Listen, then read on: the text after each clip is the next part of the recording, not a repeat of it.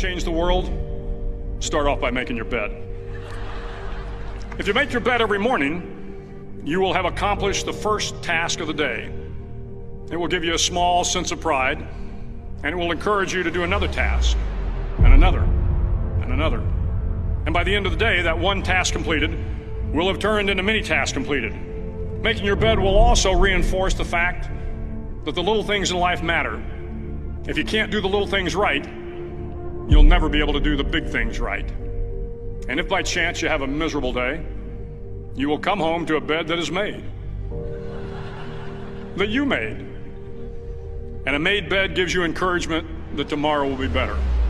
To pass SEAL training, there are a series of long swims that must be completed.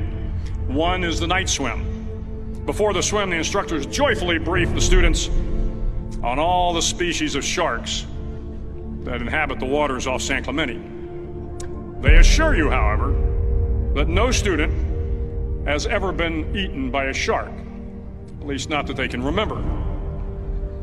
But you are also taught that if a shark begins to circle your position, stand your ground. Do not swim away. Do not act afraid. And if the shark, hungry for a midnight snack, darts towards you, then summons up all your strength and punch him in the snout, and he will turn and swim away. There are a lot of sharks in the world. If you hope to complete the swim, you will have to deal with them. So if you want to change the world, don't back down from the sharks. Over a few weeks of difficult training, my SEAL class, which started with 150 men, was down to just 42. There were now 6 boat crews of 7 men each. I was in the boat with the tall guys, but the best boat crew we had was made up of the little guys, the Munchkin crew, we called them. No one was over 5'5". The Munchkin boat crew had 1 American Indian, 1 African American, 1 Polish American, 1 Greek American, 1 Italian American, and 2 tough kids from the Midwest.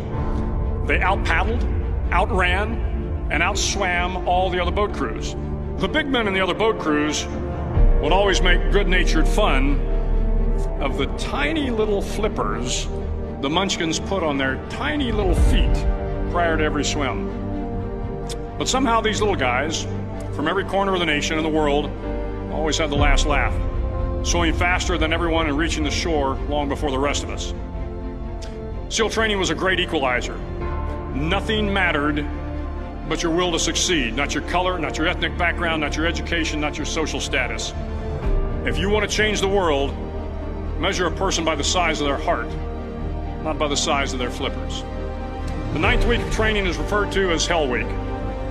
It is 6 days of no sleep, constant physical and mental harassment, and 1 special day at the Mud Flats. The Mud Flats are an area between San Diego and Tijuana where the water runs off and creates the Tijuana Sloughs, a swampy patch of terrain where the mud will engulf you. It is on Wednesday of Hell Week that you paddle down to the Mud Flats and spend the next 15 hours trying to survive this freezing cold, the howling wind, and the incessant pressure to quit from the instructors. As the sun began to set that Wednesday evening, my training class, having committed some egregious infraction of the rules, was ordered into the mud. The mud consumed each man till there was nothing visible but our heads. The instructors told us we could leave the mud if only 5 men would quit. Only 5 men, just 5 men, and we could get out of the oppressive cold.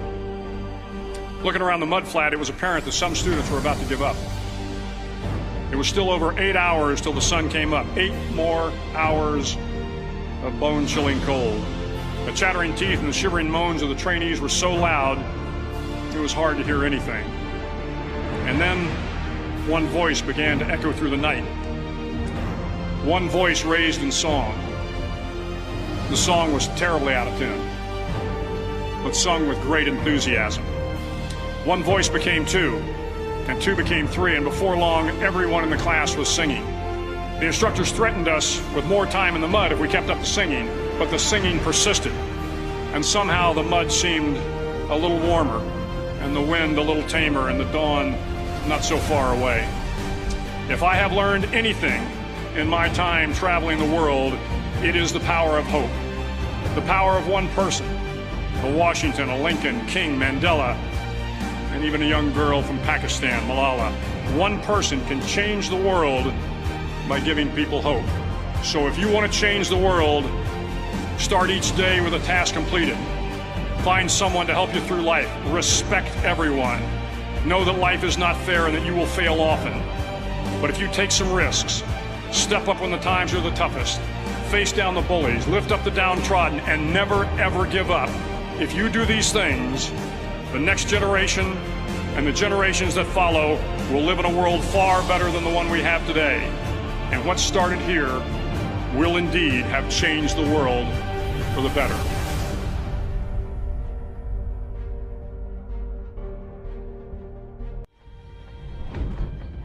You don't owe these people anymore. You've given them everything. Not everything. Not yet. See now what would have to become to stop men like him. If you make yourself more than just a man, if you devote yourself to an ideal, if they can't stop you, then you become something else entirely. Legend. You go after and you give it all you have. If you lose, at least you try, man. I failed.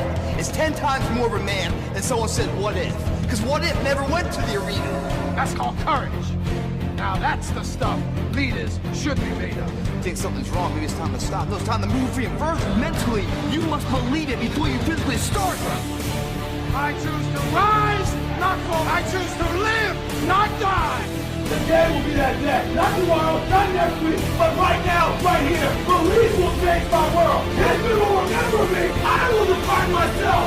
I will never go out, not knowing I've given everything I tried. Because who am I? I am the champion. I choose to fight